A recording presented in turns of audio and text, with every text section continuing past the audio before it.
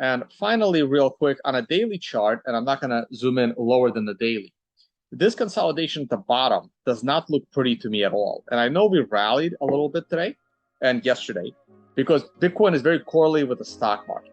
The chart on the daily, just like the weekly, is implying one final capitulation before a massive rebound. If capitulation doesn't come, the chart is implying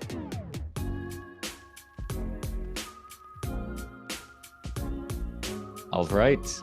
Welcome back, everybody, to Altcoin Daily. My name's Austin, here with Aaron, joined by Vays, former Wall Street quant analyst and multi-decade trading veteran. Thanks for joining me, man. Hey, guys. Thanks so much for having me on. Absolutely. We've been following you for years. We just got a chance to hang out with you in Dubai, so it's great to see you in person. I just want to start out by just going over your background, because there's a lot of like self-taught traders out there, but you came from Wall Street. So would you just go over that? Sure. So my job on Wall Street wasn't actually trading, which is unfortunate. It would have been great to be a trader on Wall Street. Who knows? There could be a Wolf of Wall Street movie about me had I had a trading job on Wall Street. So my job on Wall Street was building risk models for traders. So I still had to understand a lot about trading. I had to understand every single asset class, bonds, stocks, futures, FX, you know, FX options, which I hated, even like credit default swaps and mortgage-backed securities. Like I had to knew and understand them all. And what led me to that job in late 2006, early 2007, I already forgot when I got hired, was because my first attempt at never getting a Wall Street job and just being one of these traders that you always hear about, like sitting on a beach trading. I was doing fairly well in 2004, 5. And then in 2006, I started shorting the real estate market because I knew it was out of control. It was the home builders, lenders. I was just shorting the hell out of it because I was expecting a crash. And I ran out of money. And the housing market just wasn't crashing. So I went and got a job at Bear Stearns, of all places, that within 18 months of me getting that job, completely collapsed, due to the real estate crash. But I did learn how to trade from traders. And I learned how to trade in early 2000s. It was around the time I was finishing up my master's degree in financial engineering. And I learned from the guys that were the survivors of the dot-com crash. And that's who I learned from. But it takes a blow up of your portfolio to really understand risk management. And then I went into the risk management space, building risk models. And then when I quit that, finally in 2015, then I started becoming a full-time trader again. And during that time, while I was working on Wall Street, I was trading as best I could on the side. I had a lot of restrictions on trading. Like when I was at Bear Stearns and JP Morgan, I had to hold any asset for 30 days before I could sell it. And unless I'm down 20% in the position, then it's okay. Then you can get out, before your 30 days are up. And my final job on Wall Street, my last like 3 to 4 years on Wall Street, I purposely took a significant cut in salary, went to a much smaller boutique firm for building risk models, only because there was zero restriction on my personal trading. So that was like the one job where we did not have access to insider information because we were building risk models that we would give to the client. So I never saw any hedge fund positions. Where at my prior jobs, like Bear, JP Morgan, and MSCI, I actually had access to hedge fund holdings. So there were massive restrictions and regulation on me actually trading, in a speculative way. What is something that you think you took away from working with those legacy systems that more traders should understand today? So the biggest takeaway is that it's not what you see in the movies. In my 9 years of working on Wall Street and all the people that I've met, And we hung out, after work, this and that. Never once have I seen anyone, do cocaine. Only took a few weeks in the crypto space. But yeah, so it's not what you see in the movies. Most people are older. There's very few young bucks out there, and when they're there, they're busting their ass, working 12 hours. I mean, maybe they do stuff to stay awake, but you don't really see them. They don't really party that much. And it is a pretty serious environment. A lot of people have families; they just want to do their work. But at the same time, you see a lot of groupthink. This is how you end up with these financial crashes, like 2008, because one bank starts giving away these risky mortgages, and they start making good money.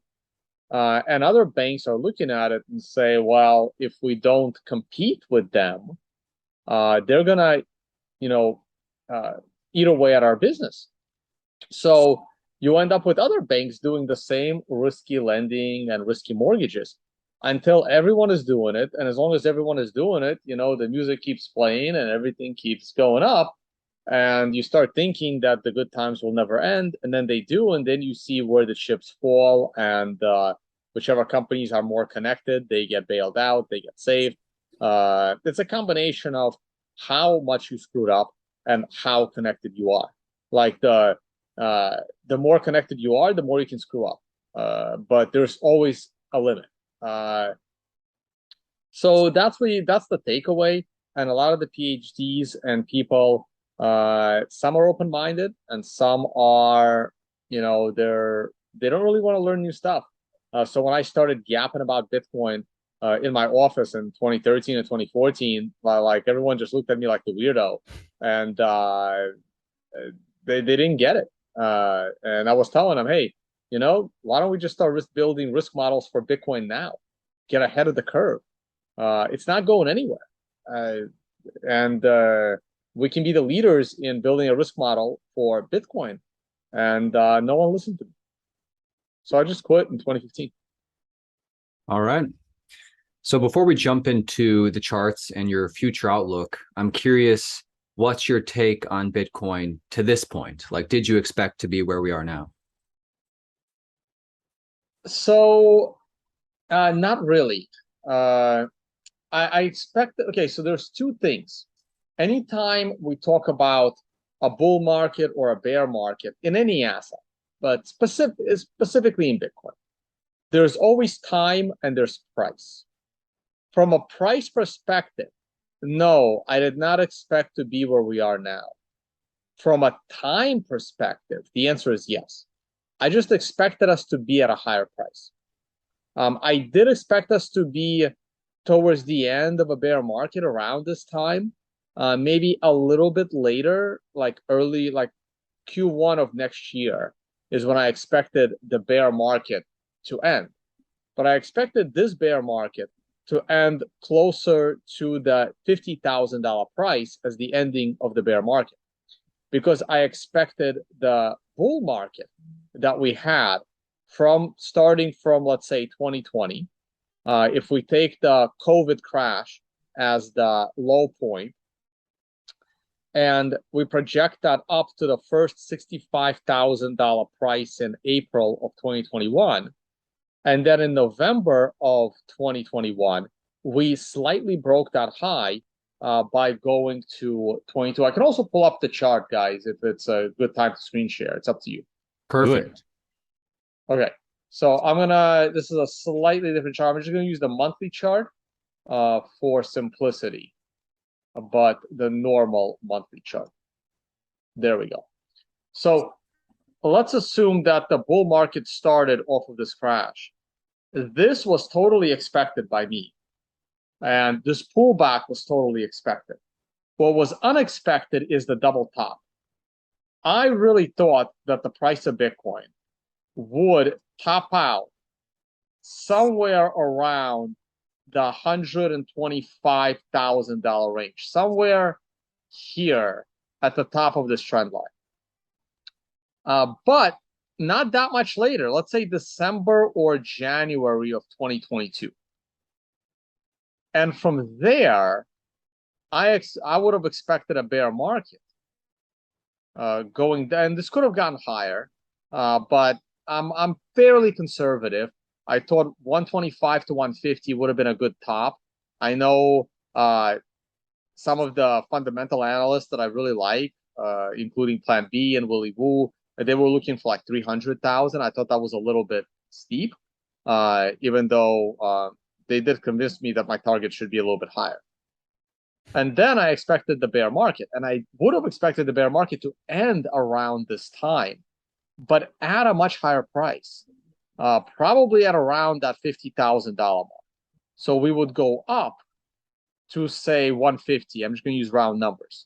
And then we would drop like 65% down to that $50,000 level, somewhere in the vicinity of the high from March. So I was really anticipating the 2013 style double top, where this would be April of 2021, and this would be December, January of 2021. And then we pull back for about a year into the end of 2022, and the bottom would be at approximately where the first top was, and that first top was at 65,000. But drop us a little bit further, give it some wiggle room. So I kind of expected us to be bottoming around this time, but not at prices these lows. If that explanation makes sense to your question directly. Totally. Appreciate you keeping it real with us. That's why we'd love to have you on. But yeah, actually keep the screen share, because I want to know your Sure. next price target for Bitcoin, your future outlook getting into November. All right, so now we're gonna zoom in a little bit into the weekly chart. And on the weekly chart, the bad news is that we have a very nasty descending triangle. And it reminds me a lot of the nasty descending triangle we had back in the 2018 bear market. There are, however, some differences. While in general, a triangle has a way higher than 50% probability, this descending triangle, of breaking to the downside, just like this ascending triangle in green has a much higher probability of rising to the upside. The big differences here are that this triangle formed directly from the top, and the amount of time that passed going into the edge of the triangle was not long enough for enough time pain when it comes to a bear market. There is, again, time and price. There's price pain and there's time pain.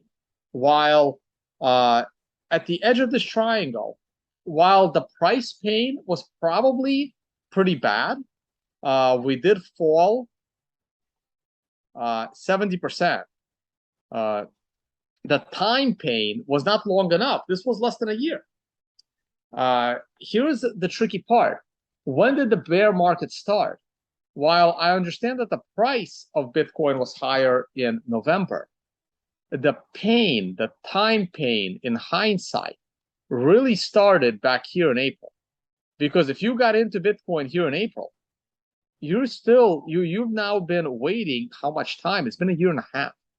It's been April to October of the following year. So this has been a lot more time pain, while at approximately equal price pain. So because of the length of the time pain, even though the triangle is projecting a move all the way down to the $12,000 range, I don't expect it to go all the way down to 12,000 because of all the time pain we have already experienced. While I still leave the possibility open that we can crash down to 14, 15, I would expect us to reverse from that area very, very quickly in a similar style to 2020, as opposed to what happened in December of 2018. When we crashed in December of 2018, we did not reverse quickly. It took us another 6 months, all the way from December, maybe not 6 months, but like 4 months, from the crash in November all the way to April. Yeah, so pretty much 6 months. So I'm not expecting that. If we do crash from here, I expect us to reverse very, very quickly.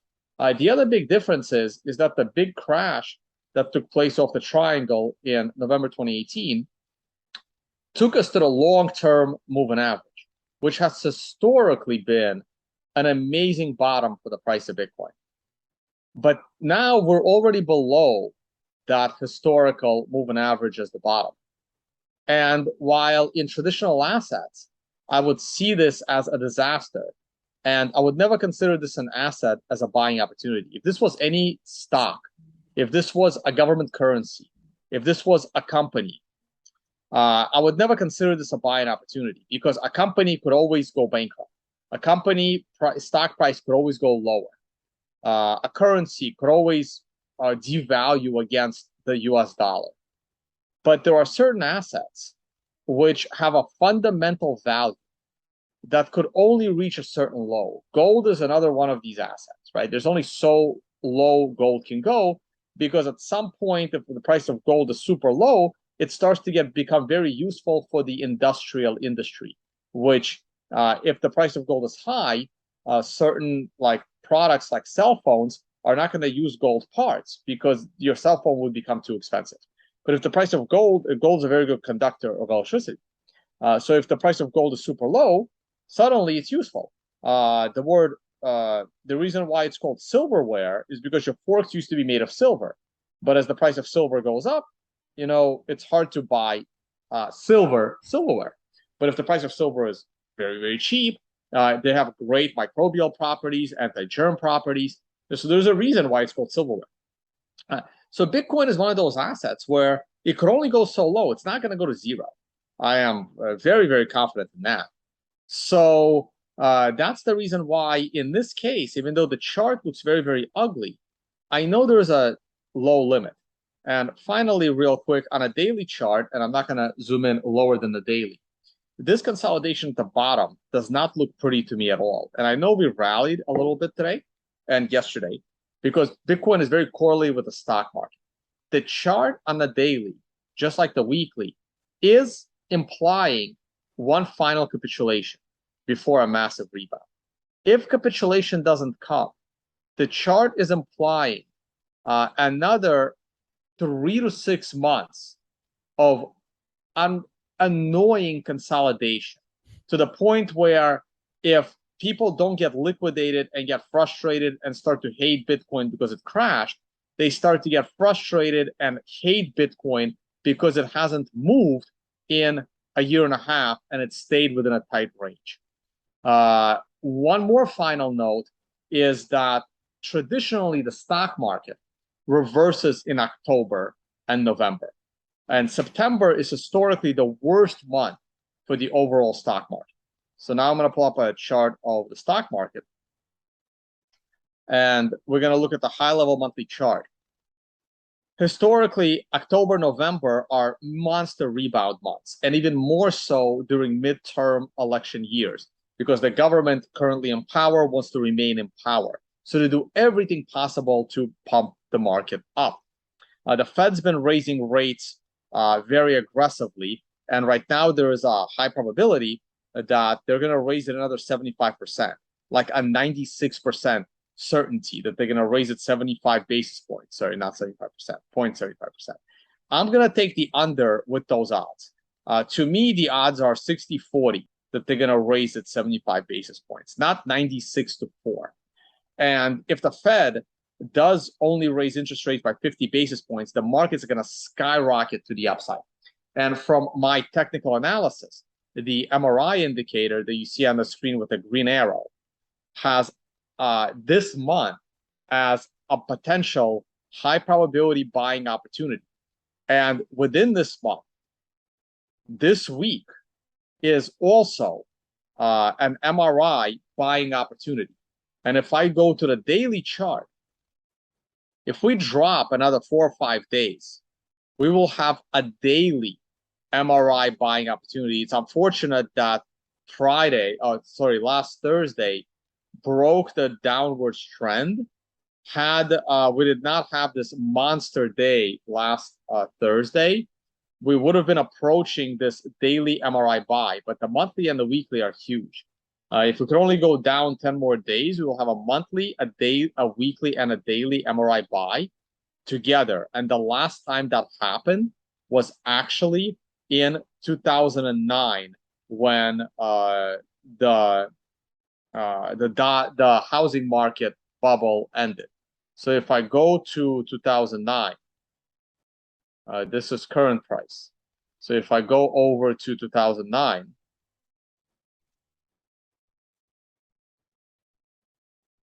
the very bottom of the market in 2009, that was the last time we had this indicator that I use in my analysis, with a daily arrow, a weekly arrow, literally starting the next day, and a monthly arrow before. So this buying opportunity came on the lowest daily price in the 08 crash. And on a weekly scale, in 08, it came the week after, the Monday after, the low in the price. And on a monthly scale, so it's going to be easy to go backwards on. Oh, we're already in the 90s. Let's go to 08. And on a monthly scale, the low price was the month end close, and we rebounded a few days later. So these are the kinds of technical analysis signals, along with fundamental analysis, that I am looking at to reverse the stock market and give Bitcoin one more boost. In fact, I'm very, very bullish on the US stock market over the rest of this decade, and I'm very bullish on the US dollar over this decade. And then the eventual collapse of the United States as the world superpower towards the end of the decade. But in the meantime, while Europe is collapsing, I see so much capital flowing to the United States for safety. It would continue to devalue the European currencies and continue to devalue Europe in general, and the UK and other Western countries like Australia and New Zealand, as the Western nations move their capital to the United States, and then it would be an overheating of the markets in the United States. And what happened in 1929 could happen around 2029, when there was this insane rise in the stock market before the 90% crash. So I kind of see it in a similar way. So you gave us a lot. I want to sum it up, and then I want to talk about your financial summit, which you do every year. But first, to sum up everything we talked about, first with the stock market, potential mega buying opportunity on the daily, weekly, and monthly, as you mentioned, potentially, if the daily sort of stays low and consolidates. This is just a bird's eye view. With Bitcoin, worst case scenario, 12K potentially, but you don't think it'll stay there long. If it goes 15K, 14K more likely. Is that fair? Yeah. And if that happens, I think it would rebound very, very quickly and then go up. Either way, I am expecting the price of Bitcoin early next year to be above 20,000 and never go below 20,000 ever again. That's my expectation. The biggest thing I heard when like watching traders or just hearing traders talk to themselves is trading isn't about being right. It's about making money, meaning that it's all about self-adjusting. So the biggest thing is, as new data comes in, just keep adjusting based on however much data you have. So I want to have you back, Tone, at the end of the year to revisit some of these charts. But let's talk about the financial summit. What is it? Sure. I'll go back on screen share and mention it real quick. So the inspiration for this came from twofold. After I quit Wall Street to be a trader. Let me refresh the website so this little video plays. When I quit Wall Street to be a trader, I dreamed the life, no more bosses, you can do whatever you want. You can trade from the beach, you can trade from anywhere. In reality, you're trading from, a windowless room with a bunch of monitors that are blocking your window if you have it. And I found my passion more so in traveling the world and educating about Bitcoin. And in order to support that lifestyle, because no one's going to pay you to travel. I mean, I'm not Andreas Antonopoulos that's able to charge, for speaking engagements. I had to start teaching people how to be responsible traders. So I taught technical analysis. I was teaching risk management, things like that as I traveled around. And I taught many people how to trade. And some of those people were hitting me up in order for me to connect them with like hedge funds and other money managers.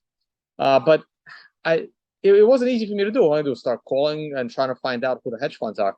And then at the same time, I had a couple of friends that were running funds, and they were really looking for new traders and new ideas to work with. And around that time, I went on this vacation in Thailand, and I invited a couple of trader friends. One of them was actually Willy Woo, and we just hung out in this like 3-4 bedroom villa and just did a bunch of videos about the markets and just talked about the markets all day. And I said, you know what? Why don't I just connect everybody?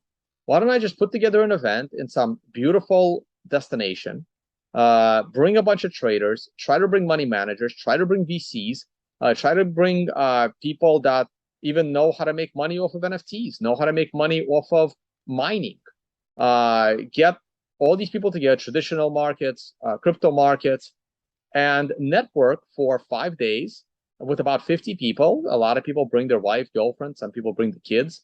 And we've done this event now in Bali, in Ras Al Khaimah, UAE, right next to Dubai, in the desert. I try to find, we have to go to the desert because if we do it in the middle of Dubai, everyone's going to go out and party at night. They're not going to network with each other. We did it in Dominican Republic, rented a castle. And here we're back in Bali. This is the resort. You see it right there. We have the description of the event. We have YouTube videos slightly longer than the one you guys just saw on screen share. We have testimonial videos, and it's just a great time. We have, I have to put more notable that we usually don't make the attendee list public because honestly, it doesn't matter. This is an expensive event. It's $9,000. Everything's included except the flight. If you were to take a vacation in this place, it would cost you about the same amount of money, but you get to spend it with good people. And just because they're not big names doesn't mean they're not successful. Some of the best people that have come to these events, you would have never met them before. And they run these multi-million-dollar companies. And some people that made their money in traditional business want to learn how to invest better. People that made their money in trading want to learn how to invest better. I lost a lot of money investing in companies after making money in trading. That's the skills that I need. And I love talking to those people. How do you manage a big business?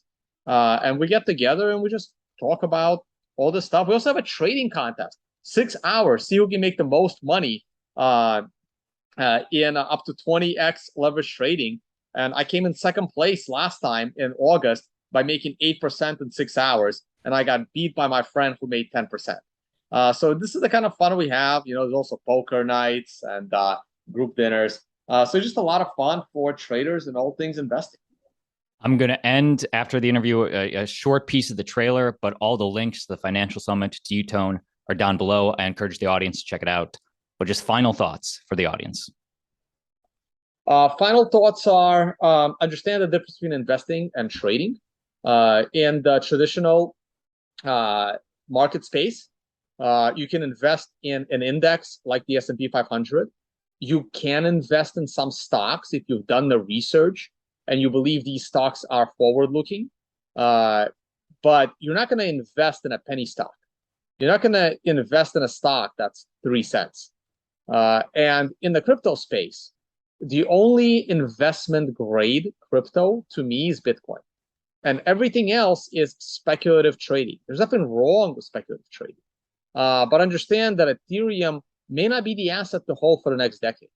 But I believe that Bitcoin is. Ethereum might be the closest out of the rest to hold for a decade. But I think of everything in the crypto space other than Bitcoin as a centralized company with a CEO and a board of directors. So to me, Ethereum has a lot more in common with Amazon, and they're competing with Amazon's AWS as a centralized web service, and there's nothing wrong with that, than Bitcoin. It's not competing with Bitcoin. And Bitcoin is different and a unique asset like the internet itself. So as long as you understand the difference between trading and speculation versus true investment, you'll be fine. And also, if you are going to speculate on Bitcoin, and the only reason you're buying Bitcoin is to get rich, you will always be disappointed because either you're going to sell it too soon or you're going to get in on the hype cycle and watch it go down in price, not realizing how important it is for the long term. So do as much research as you can, and then make your own decisions for your finances, and don't blame the people, especially if they're giving you free advice.